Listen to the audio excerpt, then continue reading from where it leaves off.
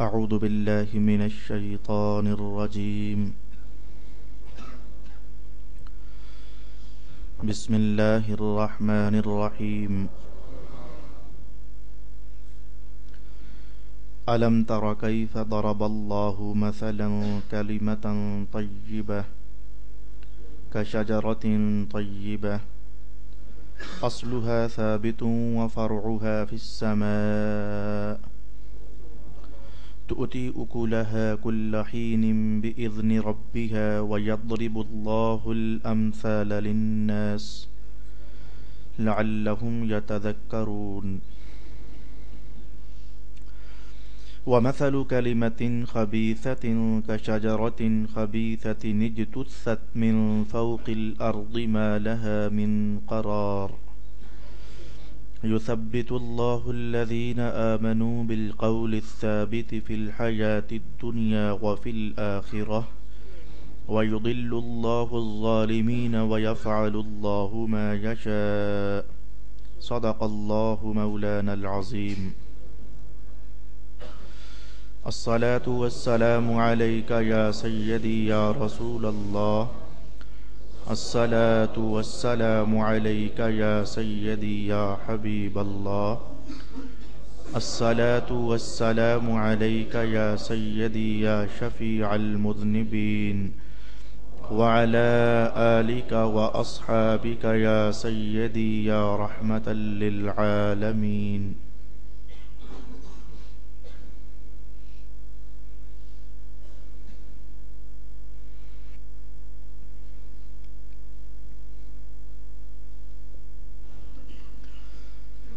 کیا آپ نے نہیں دیکھا کہ اللہ نے پاکیزہ کلمہ کی کیسی مثال بیان فرمائی؟ وہ ایک پاکیزہ درخت کی طرح ہے جس کی جڑ زمین میں مضبوط ہے اور اس کی شاخیں آسمان میں ہیں. وہ درخت اپنے رب کے اذن سے ہر وقت پھل دیتا ہے اور اللہ لوگوں کے لیے مثال بیان فرماتا ہے تاکہ وہ نصیحت حاصل کریں. اور ناپاک کلمہ کی مثال اس ناپاک درخت کی طرح ہے جس کو زمین کے اوپر سے اکھاڑ دیا گیا ہو. اس کے لیے بالکل مضبوطی نہیں ہوتی. اللہ ایمان والوں کو دنیا میں بھی مضبوط کلمہ کے ساتھ ثابت قدم رکھتا ہے اور آخرت میں بھی، اور اللہ ظالموں کو گمراہ کر دیتا ہے اور اللہ جو چاہتا ہے کرتا ہے. صدق اللہ مولانا العظیم. اللہ رب العالمین نے آج کی تلاوت کردہ آیات میں ایک مثال بیان فرمائی ہے اور یہ بتایا ہے کہ یہ مثال سمجھ لو تو پھر ایک کلمہ ہے جو اس طرح کا ہوتا ہے. اللہ تعالیٰ نے یہ بات ارشاد فرمائی ہے. ایک پاکیزہ کلمہ ہے جس کو سمجھانے کے لیے ایک مثال کے ساتھ وضاحت اللہ تعالیٰ نے ارشاد فرمائی. وہ مثال کیا ہے؟ پہلے ہم اس مثال کو سمجھیں گے، اس کے بعد اس پاکیزہ کلمہ کی کہانی سنیں گے. یہ پہلا عنوان ہوگا آج کی تلاوت کردہ آیات میں. دوسرا عنوان آج کی تلاوت کردہ آیات میں ایک برا کلمہ بھی ہوتا ہے جس کو سمجھانے کے لیے اللہ تعالیٰ نے ایک دوسری مثال ارشاد فرمائی ہے. یہ دوسری کہانی ہوگی آج کے سبق کی. اور تیسرا عنوان آج کی گفتگو میں ہمارا ہوگا کہ ایک مومن بندہ دنیا میں کس طرح رہے تو پھر آخرت میں اللہ تعالیٰ اس کی مدد فرماتا ہے، یعنی قبر کے حالات میں اللہ اسے تنہا نہیں رہنے دیتا. یہ تیسرا عنوان ہے جو آج کی تلاوت کردہ آیات میں اللہ تعالیٰ نے ارشاد فرمایا. آئیے ہم اپنے پہلے عنوان کی طرف بڑھتے ہیں. رب کائنات نے فرمایا کہ کیا دیکھا نہیں ہے؟ پاکیزہ کلمہ کی ایک مثال اللہ بیان فرماتا ہے. طیبتن، وہ کلمہ طیبہ ہے، پاکیزہ، کا شجرتن طیبتن، تو وہ جو پاکیزہ کلمہ ہے وہ ایک پاکیزہ درخت کی طرح ہے. الفاظ میں غور کیجیے گا. پھر میں حضرت امام فخر الدین رازی رحمۃ اللہ تعالی علیہ نے جس طرح بات کو سمجھایا پھر میں وہی کلام آپ کے سامنے لانا چاہوں گا۔ ایک درخت ہے جس کی پہلی شان یہ ہے وہ طیبہ ہے، جس کی دوسری شان یہ ہے اصلھا ثابت، اس کی جڑ بڑی مضبوط ہے، جس کی تیسری شان یہ ہے فرعھا فی السماء، وہ اتنا اونچا ہوتا ہے، اتنا اونچا ہوتا ہے، قرآن نے کہا جیسے وہ آسمان تک جا رہا ہے۔ یہ اس درخت کی تیسری صفت قرآن حکیم نے بیان فرمائی۔ چوتھی صفت کمال درجے کی ارشاد ہوئی، وہ درخت ایسا ہے کہ جب بھی اس سے کوئی پھل لینا چاہے تو اس کا پھل دستیاب ہوتا ہے اور وہ اس کا پھل کھا سکتا ہے۔ پھر دیکھیے ایک درخت ہے جو بڑا طیب ہے۔ طیب کا معنی حضرت امام راضی نے لکھا جسے دیکھو تو نظر خوش ہو جائے۔ طیب کا معنی بیان کیا امام راضی نے کہ جس کا پھل کھاؤ تو لذت محسوس ہو۔ طیب کا معنی بیان کیا حضرت امام فخر الدین رازی نے، جسے اگر قریب سے سونگھا جائے تو وہ ذہن میں تعفن پیدا نہ کرے۔ کبھی پیاز بھی تو سونگھا نا، وہ سونگھنے سے ذہن کو ایک عجیب قسم کا تعفن دیتا ہے، تو وہ درخت طیب ہے جسے دیکھو اچھا لگے، سونگھو تو ذہن معطر ہو جائے، کھاؤ تو اس کے پھل میں ایک لذت ہو۔ یہ پاکیزہ درخت کی مثال حضرت امام فخر الدین رازی نے بیان فرمائی۔ تو رسول اکرم صلی اللہ علیہ وآلہ وسلم نے پھر بیان کیا کہ وہ درخت ہے کون سا۔ قرآن حکیم نے اس کا نام نہیں لیا، قرآن نے صرف اتنا کہا ایک درخت ہے، طیب ہے، جڑ بڑی مضبوط ہے، اور اس کے پھل، اس کے پتے، شاخیں آسمان تک پہنچی ہوئی ہیں، اور وہ جب چاہو اس کا پھل کھایا جا سکتا ہے۔ قرآن حکیم نے نام نہیں لیا۔ رسول اکرم صلی اللہ علیہ وسلم کے صحابی حضرت انس بن مالک رضی اللہ تعالی عنہ ارشاد فرماتے ہیں کہ ایک دن کی بات ہے کہ ایک صحابی نے ایک پھل کا گچھا رسول اللہ کی خدمت میں پیش کیا، اور وہ پھل کون سا تھا؟ کھجور کا پھل تھا۔ رسول اکرم علیہ الصلاۃ والسلام نے اس پھل یعنی کھجور کے گچھے کو اپنے ہاتھ میں پکڑا، اور ہاتھ میں پکڑ کر تو رسول اللہ نے یہی آیت تلاوت کرنا شروع کر دی، الم تر کیف ضرب اللہ مثلا کلمۃ طیبۃ کشجرۃ طیبۃ۔ تو حضرت انس نے یہ جو حدیث ارشاد فرمائی، یہ اصل میں ایک معنی کو متعین کرنا تھا کہ رسول پاک صلی اللہ علیہ وآلہ وسلم کے ہاں وہ درخت کھجور کے نام سے جانا جاتا تھا۔ یہ ہے وہ درخت، اس کا پھل، اس کی جڑ اتنی مضبوط کہ آپ نے بہت سارے درخت تیز طوفانوں، آندھیوں میں ٹیڑے میڑے گرتے دیکھے ہوں گے، لیکن کبھی کھجور کی ایسی کہانی آپ نے نہیں سنی ہوگی۔ حالانکہ اس کا پھل اتنا اونچا ہوتا ہے، اتنا اونچا ہوتا ہے کہ تیز آندھیاں اس کے پھل کو گرا سکتی ہیں، لیکن یہ بہت مضبوط درخت ہوتا ہے۔ یہ کھجور ہی تو ہے۔ میں مثال دوں گا وہ جو آپ کو فوراً سمجھ آ جائے۔ آپ حرمین شریفین جائیے، کھجور ہی تو ہے کہ حج کے موقع پر یہ 50 لاکھ کے قریب حاجی مختلف ممالک سے آئے ہوئے حج کرتے ہیں۔ کوئی 20 کلو لیتا ہے، کوئی 40 کلو، کوئی 50 کلو، کوئی 2 من، کوئی 4 من، تو لاکھوں من کھجوریں حرمین شریفین میں ایک مہینے کے اندر اندر کھپ جاتی ہیں۔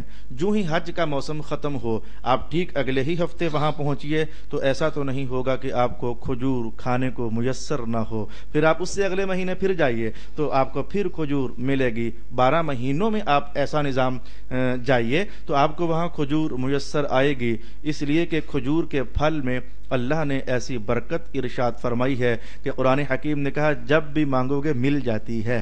اس کا پھل بازار میں شارٹ نہیں ہوتا۔ پاکستان میں تو درخت نہ ہوئے، یا یہاں تو شارٹ نہ ہونے والی چیزیں بھی شارٹ ہو جاتی ہیں، یہاں کی میں بات نہیں کرتا۔ میں تو کھجور کے اپنے دیش کی کہانی آپ کو سنانا چاہتا ہوں کہ جب بھی اس کا پھل تم کھانا چاہو تو اللہ پاک تمہیں عطا فرماتا ہے۔ آپ جان گئے کہ وہ درخت کون سا ہے، کھجور کا درخت ہے۔ اب آئیے ہم اس سے ایک مومن بندے کی مثال جو قرآن نے سمجھائی ہے وہ سیکھنا چاہیں گے۔ حضرت انس رضی اللہ تعالی عنہ اور دیگر اصحاب رسول جن میں حضرت ابن عباس رضی اللہ تعالی عنہما ہیں، آپ فرماتے ہیں کہ آؤ میں بتاتا ہوں کہ وہ درخت کون سا ہے جس کی جڑ مضبوط ہے۔ فرمایا کہ میں نے خود سنا رسول پاک صلی اللہ علیہ وسلم سے، رسول اللہ نے فرمایا وہ درخت جس کی مثال بیان کی جا رہی ہے ایک تو کھجور ہے نا جو بطور مثال کہا گیا، اور جو سمجھانا تھا وہ کون سا درخت ہے، جو درخت سمجھانا تھا وہ کون سا ہے؟ حضور نے فرمایا وہ ایمان کا درخت ہے، ایمان کا درخت ہے جس کی جڑ بڑی مضبوط ہوتی ہے۔ کہاں؟ دل میں۔ ایمان کا تعلق دل کے ساتھ ہے، تو ایمان کا درخت ہے، اس کی جڑ انسانی دل کی زمین میں بڑی پختہ اور مضبوط ہوتی ہے۔ اور پھر رسول اکرم علیہ السلام نے فرمایا اس ایمان کے درخت کی جو شاخیں ہیں وہ آسمان تک جاتی ہیں۔ رسول اللہ نے خود بیان کیا شاخیں کون سی ہیں، فرمایا نماز اس کی ایک شاخ ہے، زکوٰۃ اس کی ایک شاخ ہے، حج اس کی ایک شاخ ہے، اور یہ احکام شریعت اس کی ایک شاخ ہے۔ تو وہ مومن بندہ کتنا اونچا ہو گیا کہ پہلی بات تو یہ کہ اللہ نے اس کے دل کو ایک ایمان کے درخت کے لیے منتخب فرما لیا، اور منتخب فرمانے کے بعد اس کی شاخیں بڑھتی چلی گئیں، بڑھتی چلی گئیں، بڑھتی چلی گئیں۔ نمازیں بندہ پڑھتا چلا گیا، روزے رکھتا چلا گیا، قرآن کی تلاوت پڑھتا چلا گیا، اللہ کے پاکیزہ نام کا ورد وظیفہ کرتا چلا گیا، سبحان اللہ کی گونج اپنے سینے میں پیدا کرتا چلا گیا، اس کی زبان مترنم ہو گئی الحمدللہ کے سہنے گیت سے، اس کی منہ میں گونج گیا نغمہ اللہ اکبر کا، اس کی آواز میں محسوس ہونے لگا لا الہ الا اللہ۔ یہ مسلسل محنت چلتی رہی۔ حضور نے فرمایا درخت پلتا رہا، پلتا رہا، پلتا رہا۔ پھر ایک زمانہ ایسا بھی آیا کہ فی السماء، بندہ چل زمین پر رہا ہوتا ہے لیکن اس کی نماز کے پتے، اس کے روزوں کے پتے بڑھتے بڑھتے اللہ کے دربار تک جا پہنچتے ہیں۔ اسی عنوان کو سمجھنا چاہو تو ہم قرآن کا وہ محل سامنے لے آئیں گے جس میں ارشاد ہوا الیہ یصعد الکلم الطیب والعمل الصالح، اللہ کی طرف بلند ہو جاتے ہیں پاکیزہ کلمات اور اچھے اعمال۔ یہ ہے بندہ مومن کی کہانی اور تصویر جو قرآن حکیم بیان فرمانا چاہتا ہے۔ تو فرمایا کہ ایمان کا درخت ہے جس کی جڑ مومن کے دل میں ہے، اور جس کی شاخیں یعنی عبادات، اعمال صالحہ یہ آسمان تک جاتے ہیں۔ تؤتی اکلہا کل حین، یہ ایمان کا درخت ایسا درخت ہے کہ ہر لحظہ اس کا پھل کھایا جا سکتا ہے۔ اب میں یہاں ایک نہیں، چاہو تو رازی کو اٹھا کر پڑھ لیجئے، چاہو تو روح البیان کو پڑھ لو، چاہو تو قرطبی کو پڑھ لو، چاہو تو در منصور کو پڑھ لو، چاہو تو ابن کثیر کو پڑھ لو، چاہو تو آپ طبری کو پڑھ لو، چاہو تو آپ ابن عاشور کو پڑھ لو۔ جس مصنف کو بھی اٹھاؤ گے، جس مفسر کو بھی اٹھاؤ گے، وہ اس بات کو ضرور بیان کرے گا کہ مومن کی شان ایسی ہے کہ اس کے ایمان کا درخت کاش کے مومن چاہے نا تو ہر لحظہ اسے پھل دے سکتا ہے۔ ہاں جی، میں آؤ تصویر آپ کے سامنے لاؤں۔ مفسرین نے بیان کیا کہ صبح بندہ اٹھا، اس نے اٹھتے ہی کہا لا الہ الا اللہ محمد الرسول اللہ، تو اجر کا پھل اسے میسر ہوا نا۔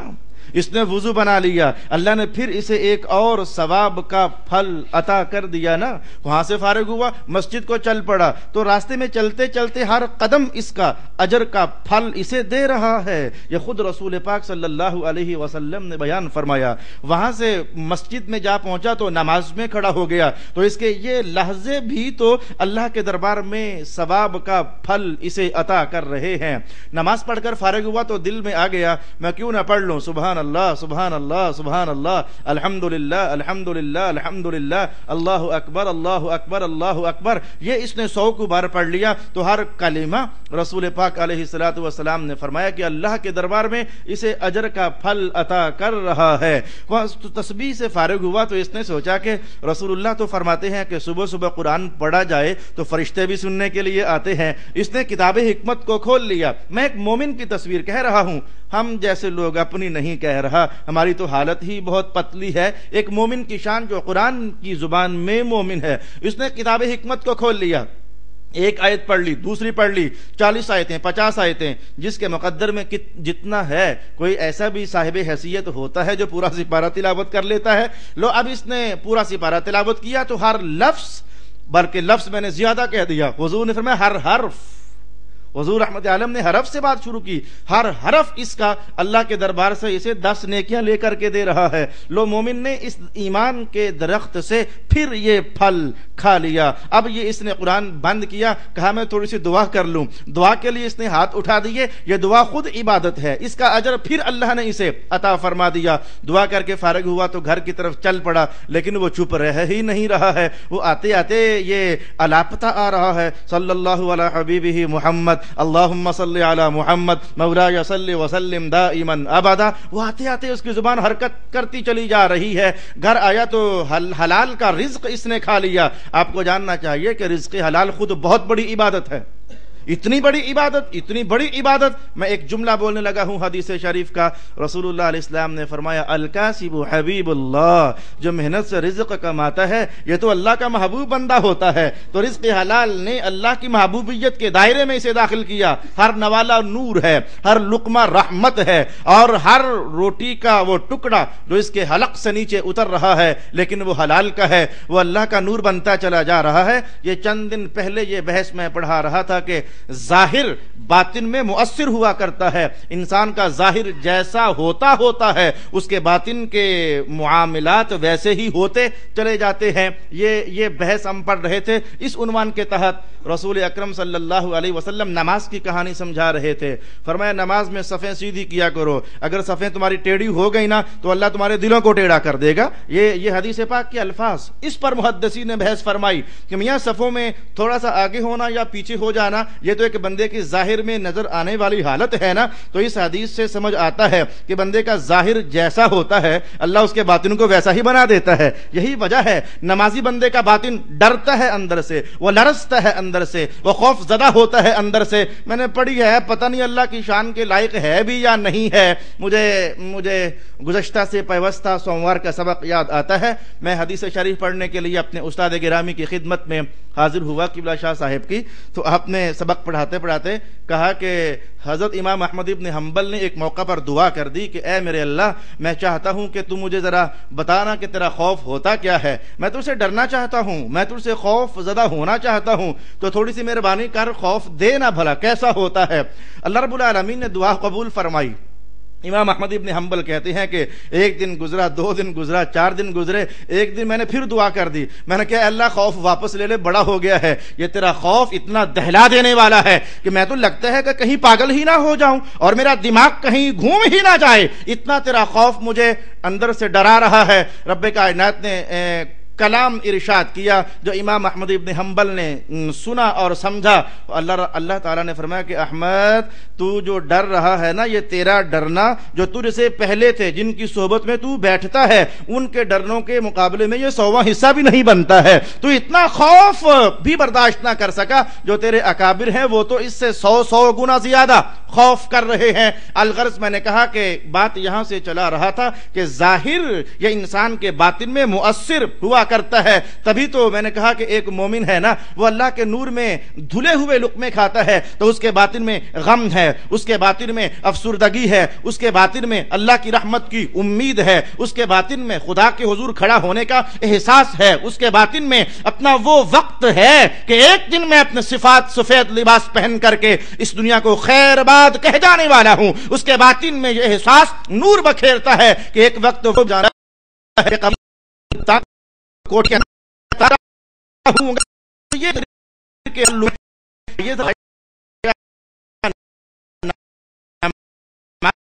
پڑھوائی، انہیں کہا بیٹا سپارہ پڑھو، سپارہ پڑھنے کے بعد انہیں بھیجا تعلیم کے لیے، خود حلال کے کمانے کے لیے وہ رزق کے اڈے پر جا بیٹھا۔ وہاں پہنچ کر اس نے بد نظری سے بھی اپنے آپ کو بچایا، غلط بیانی سے بھی بچایا، جھوٹی قسم سے بھی بچایا۔ تو یہ سب کچھ بندگی ہی تو ہے، یہ سب کچھ عبادت ہی تو ہے۔ اچانک آواز آ گئی حی علی الصلاۃ، وہ فٹافٹ اٹھا، ہاتھ منہ دھو کر پھر اللہ کے دربار میں چلا گیا۔ وہاں سے آیا تو پھر رزق کے اڈے پر، وہاں سے اٹھا تو پھر عصر، پھر مغرب، پھر عشاء، رات کو سوتے سوتے اس نے آیت الکرسی پھر پڑھ لی اور سورہ ملک اس نے پھر پڑھ لی۔ لو جی، یہ میں نے ایک مومن کی زندگی کی تصویر آپ کے سامنے بیان فرمائی ہے۔ لگا نا ایسے جیسے قرآن نے کہا تھا کہ ایمان کا پھل ایمان کا درخت ایسا ہے، کبھی یہ نماز کا پھل دیتا ہے، کبھی یہ زکوٰۃ کا پھل دیتا ہے، کبھی ذکر الہی کا پھل دیتا ہے، کبھی خوف خدا کا پھل دیتا ہے، کبھی بندگی کے احساس کا پھل دیتا ہے، کبھی آخرت کی فکر کا پھل دیتا ہے، کبھی حقوق العباد کا پھل دیتا ہے،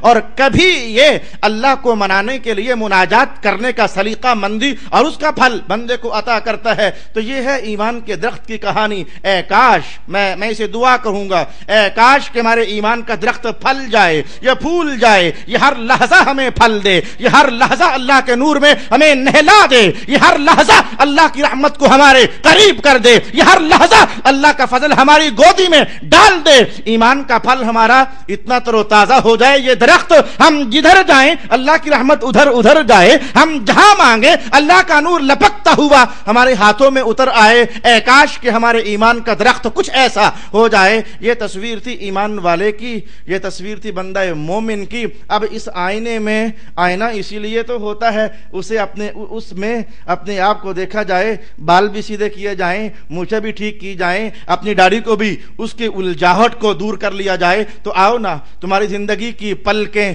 تمہاری زندگی کی زلفیں میں کہوں گا الجھ چکی ہیں میرے دوست، تمہارے اعمال بکھر چکے ہیں، ان میں انتشار آ چکا ہے، ان میں اندھیرا بھر چکا ہے۔ آج ضرورت ہے کہ اپنے ایمان کے درخت کے سائے میں آ کر ہاتھ جوڑیں، نظر میں تھوڑا سا پانی تیرا لیں اور کہیں اے اللہ مدد کر، اے اللہ کرم کر، اس کھجور کے درخت کو بھی پھل تو ہی لگاتا ہے، کرم کرنا ہمارے ایمان کے درخت کو بھی اپنی رحمت کا پھل عطا فرما دے۔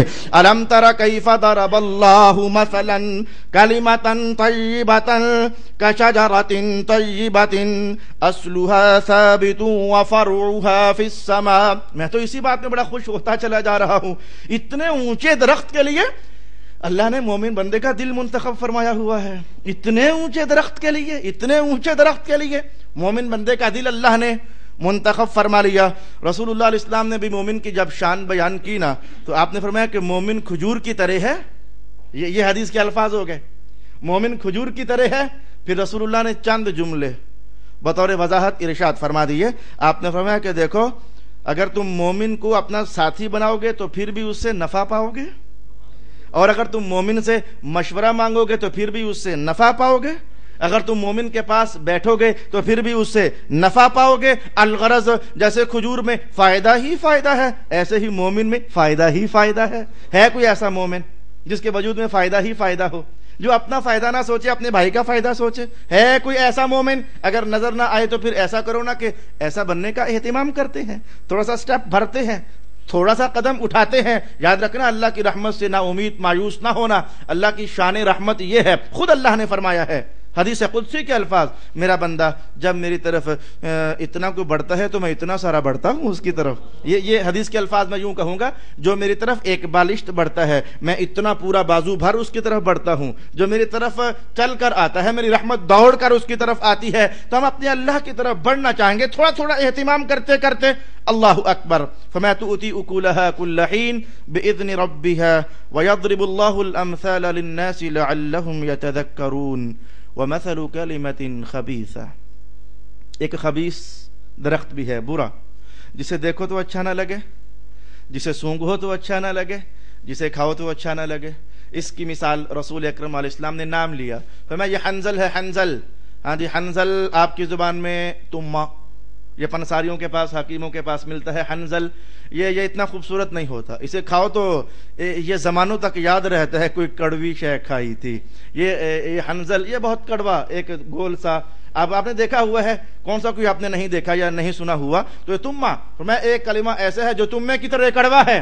ہاں جی، وہ کلمہ کون سا ہے میرے حضور؟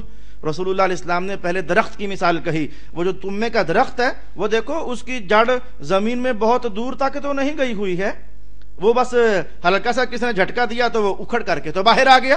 کھجور کی شان تو یہ تھی نا، یاد رکھنا ہمیشہ درخت اپنی جڑوں کی بنیاد پر اونچا ہوا کرتا ہے، درخت ہی نہیں تمہاری عمارتیں بھی۔ میں نے سمجھانے کے لیے تازہ مثال کہہ دی، تم جتنا اونچا مثال اپنی عمارت کو لے جانا چاہو گے، اپنی بلڈنگ کو، اس کی بنیاد تم اتنی ہی گہری بنانا چاہو گے۔ وہ سامنے بیٹھے ہوئے ٹھیکیدار سے پوچھئے ان سے، اگر ایک کمرہ بنانا ہے تو بہت گہرائی میں نہیں جاؤ گے، डीपली खुदाई तब करोगे जबकि आपको बहुत ऊंची इमारत खड़ी करनी हो। तो ईमान जो है ना, जो इतना ऊंचा इसलिए हो जाता है कि इसकी जो जड़ है वो इंसान की रूहों तक गहराई में उतरती चली जाती है, मजबूत होती है। लेकिन जो तुम्मा है, ये तो बिल्कुल जैसे किसी ने अभी खींचा तो उसकी जड़ बाहर आ गई, तभी तो तुम्मे की पौधे को बुलंदी नहीं होती है, उसकी जड़ जो मजबूत ना हुई वो जमीन पर गिरा रहता है, फैला रहता है, उसे कुचल भी दिया जाता है वगैरह वगैरह।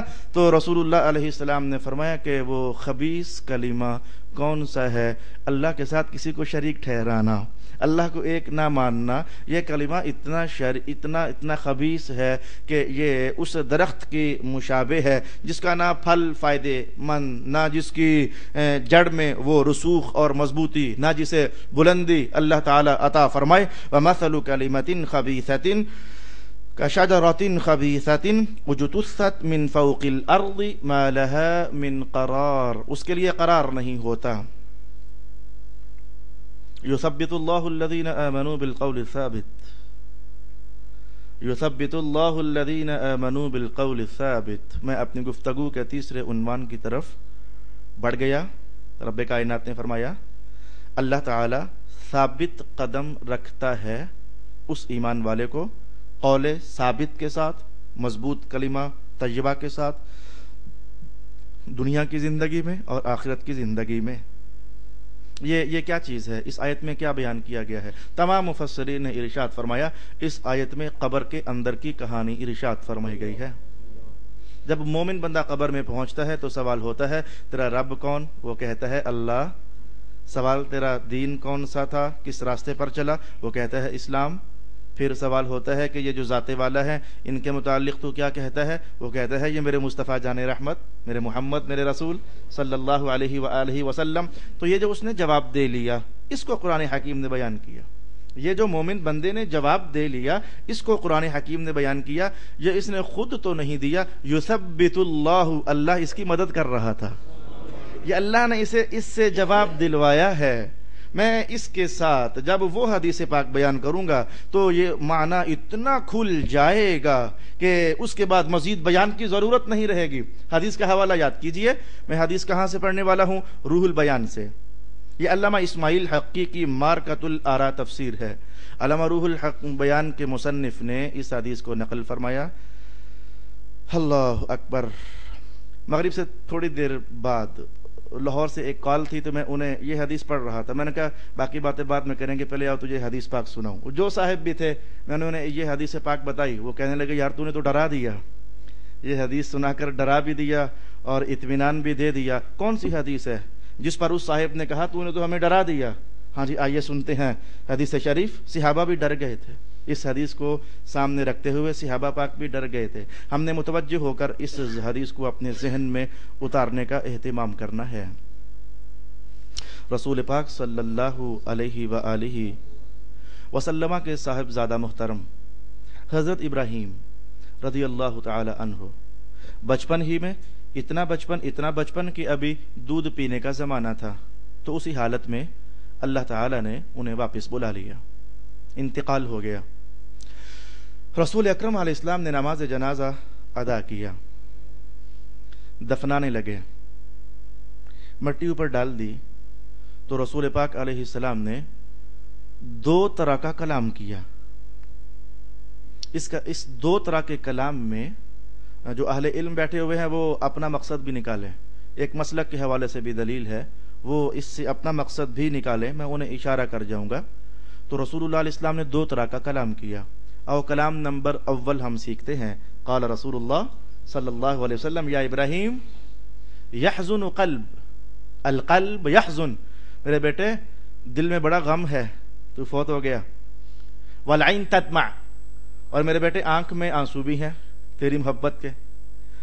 वलाकिन, और लेकिन हम लोग वो बात नहीं कहेंगे जो कि अल्लाह ताला को नाराज कर दे।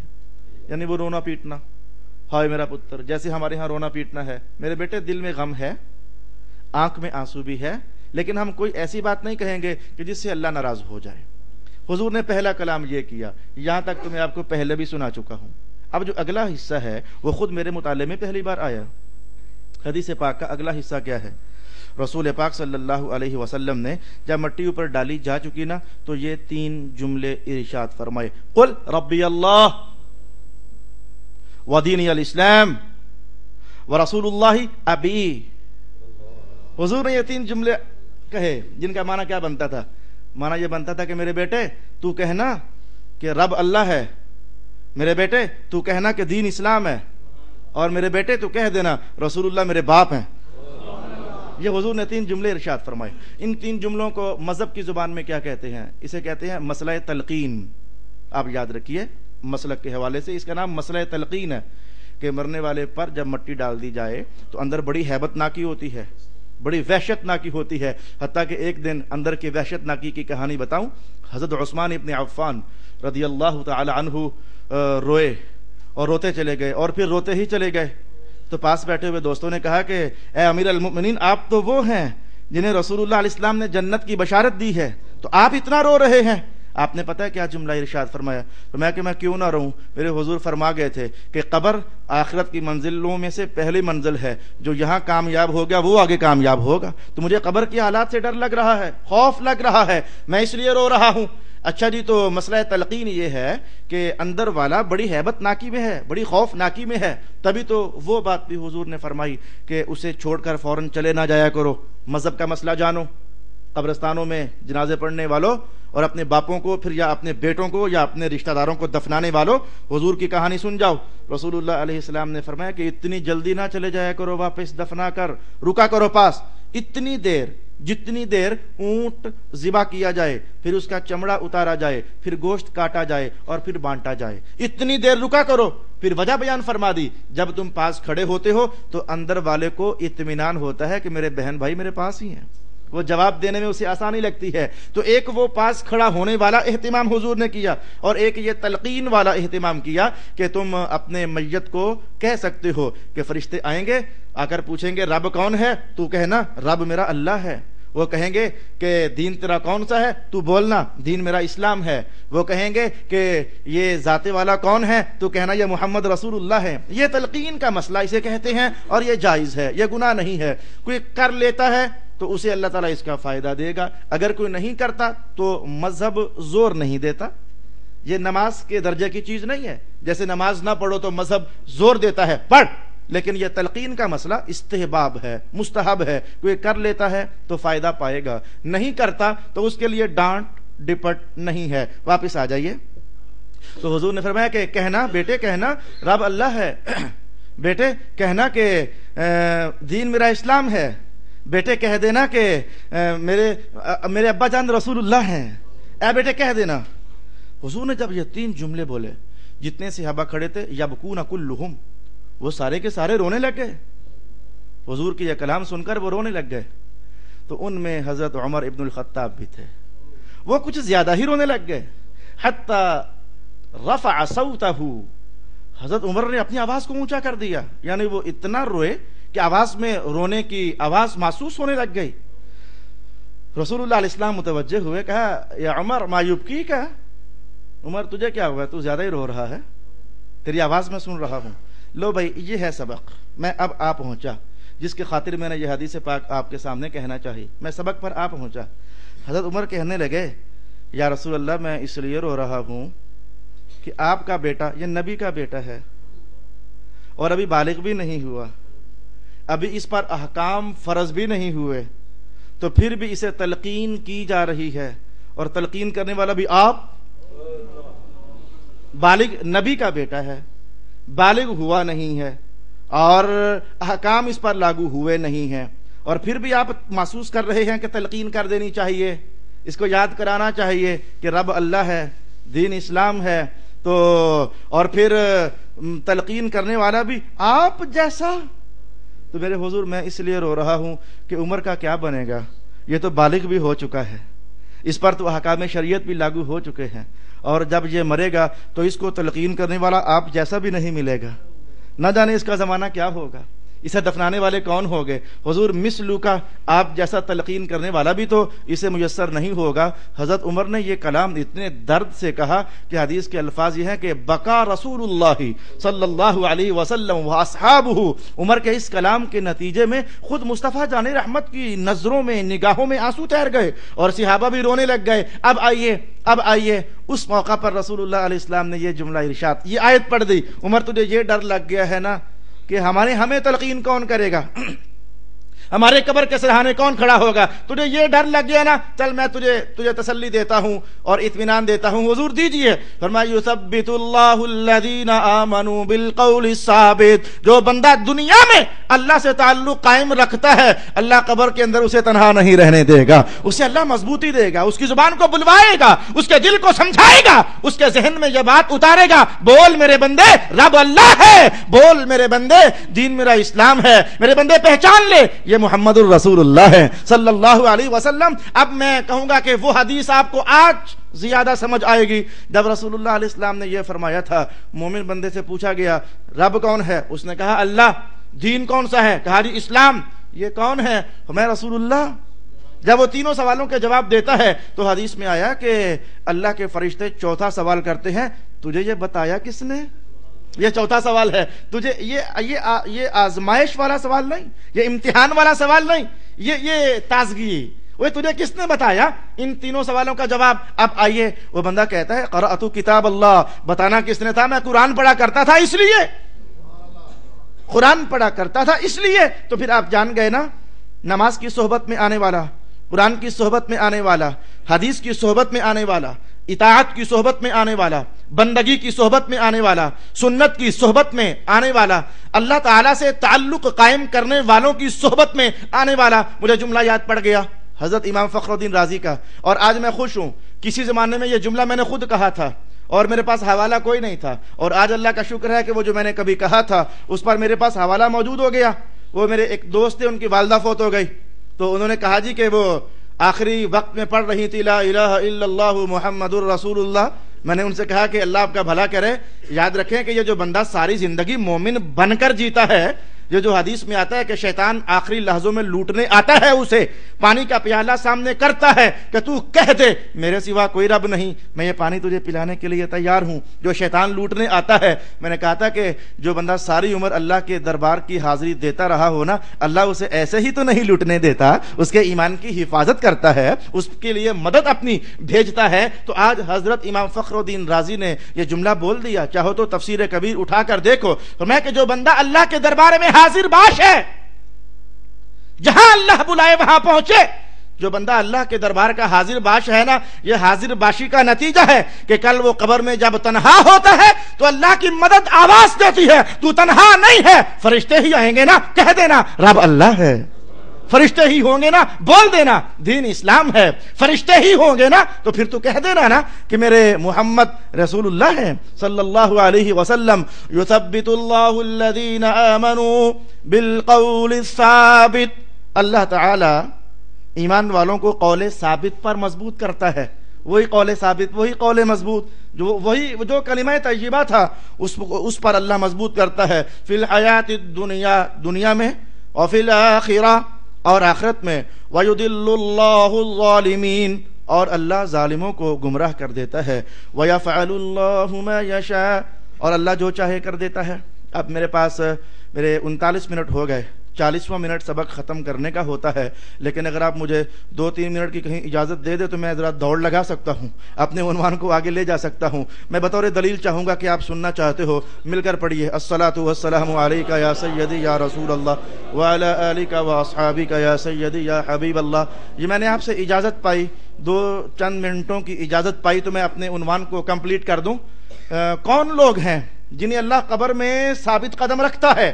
حدیث پاک میں کچھ لوگ آئے ہوئے ہیں، تو میں کچھ عمل ایسے ہیں اگر کرتے رہو نا تو اللہ اس بندے کو نہیں گرنے دیتا، اس سے قبر کی تنگی ہٹا ہی لیتا ہے، اسے اللہ بچا ہی لیتا ہے۔ کچھ عمل ایسے ہیں، میں پورا متن حدیث کا تلاوت نہیں کروں گا تاکہ اختصار میں کلام سمجھ آ جائے۔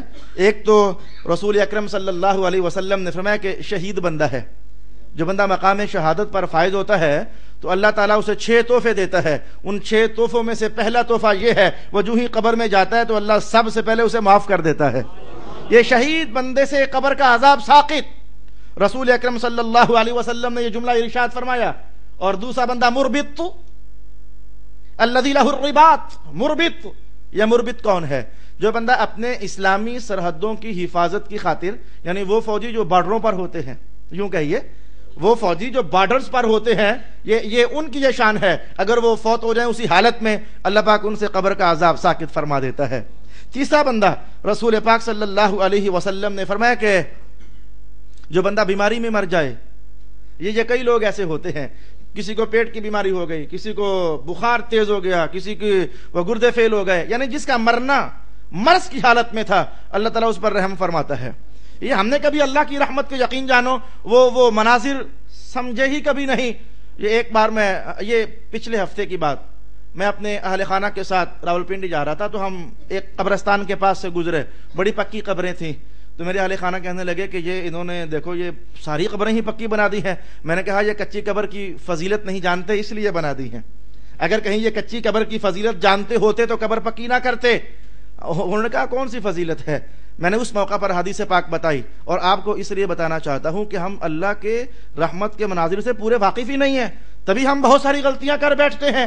حضور رحمت عالم نے فرمایا وہ قبر ہوا آئے تو مٹی اڑا کر لے جائے، بارش آئے تو مٹی بہا کر لے جائے، اور پھر آخرکار وہ قبر خستہ ہو جائے، ٹوٹ پھوٹ کا شکار ہو جائے. ہوا آئے مٹی بہا کر لے جائے، اڑا کر لے جائے، بارش برسے مٹی بہا کر لے جائے. جو قبر اتنی خستہ ہو جائے اللہ کو اس پر رحم آتا ہے، ویسے ہی معاف کر دیتا ہے. یہ حدیث پاک کے الفاظ نہ جانے ہم نے کہاں سے سیکھا. قبر کا پکا کرنا مذہب میں نہیں ہے میرے دوست. تم سنی ہو تو پھر بھی غلطی کر رہے ہو. کوئی اللہ کا خاص مقرب بندہ ہو تو اس کے اعزاز میں اگر وہ بھی درمیان سے کچی رکھ کر، وہ درمیان سے مٹی کو بہانے سے روکنے کے لیے وہ رکھ کر کے تو کر دیا جائے اس کی اکرام کی خاطر. یہ بھی ڈرتے ڈرتے علماء نے اجازت اس کی ارشاد فرمائی. یہ کچی قبریں رکھنے کا اہتمام کرو. اگر ہے دل کہ کچھ بخشے جائیں تو واپس پلٹیے. میں نے کہا کہ رسول اللہ علیہ الصلوۃ والسلام نے ارشاد فرمایا جو بندہ مرض کی حالت میں مر گیا اللہ تعالیٰ اس سے قبر کا عذاب ساقط. اچھا پھر ایک صبح ہوئی، سفر کا موقع تھا تو صبح ہوئی. بندہ نمبر 4 بتاؤں. صبح ہوئی تو ایک صحابی اٹھ کر کے حضور کے پاس، یا رسول اللہ رات کو میں نے خیمہ لگایا تو مجھے پتا نہیں تھا کہ نیچے کیا ہے، تو میں خیمہ لگا کر جب رات کو خیمے میں گھسا تو مجھے سورہ ملک پڑھنے کی آواز آ رہی تھی. تبارک الذی بیدہ الملک وہو علی کل شیء قدیر. حضور یہ آواز آ رہی تھی، پتہ نہیں کہاں سے آواز آ رہی تھی. رسول اللہ علیہ السلام نے فرمایا جو جہاں تیرا خیمہ تھا وہ اصل میں کسی بندہ مومن کی قبر تھی، اور وہ بندہ مومن زندگی میں ہر رات سورہ ملک پڑھا کرتا تھا. جس بندے کی یہ شان ہو کہ وہ رات کو سورت ملک پڑھ لے تو یہ سورت اللہ کے عذاب سے بندے کو ویسے محفوظ کر دیتی ہے. یہ سورہ ملک ہر رات پڑھنے والا اللہ تعالیٰ اسے یہ کمال دیتا ہے کہ قبر کی حالات اس کے لیے نرم ہو جاتے ہیں. اور پھر رسول اللہ علیہ السلام نے فرمایا کہ جو جمعے کے دن میں فوت ہو جائے یا پھر جمعے کی رات میں فوت ہو جائے، یہ رات جو اب چل رہی ہے یہ جمعے کی رات ہے، اسی لیے اس کا نام ہے جمعرات. ہم جمعرات ویسے دن کو بولتے ہیں، آج جی جمعرات ہے، او جی آج جمعرات نہیں ہے، جمعرات تو رات کو ہوگی، لیکن وہ ہمارا ماحول چل گیا. تو یہ جو اب یہ رات ہے یہ جمعے کی رات ہے، تو فرمایا جو جمعے کے دن میں فوت ہو جائے یا جمعے کی رات میں فوت ہو جائے تو اللہ تعالیٰ اس سے بھی قبر کا عذاب ساقط فرما لیتا ہے. یہ 5 طرح کے بندے وہ ہیں جو میں نے ابھی سر دست تیز مطالعے میں آپ کی خدمت میں پیش کیے، وگرنہ اور بھی بڑے احباب ہیں کہ جن کو اللہ تعالیٰ قبر کے عذاب سے محفوظ کرتا ہے. ارشاد گرامی ہوا یثبت اللہ الذین آمنوا بالقول الثابت وفی الحیاة الدنیا وفی الآخرہ ویضل اللہ الظالمین ویفعل اللہ ما یشاء. صدق اللہ مولانا العظیم. منگل کو سبزی منڈی میں درس قرآن ہوگا.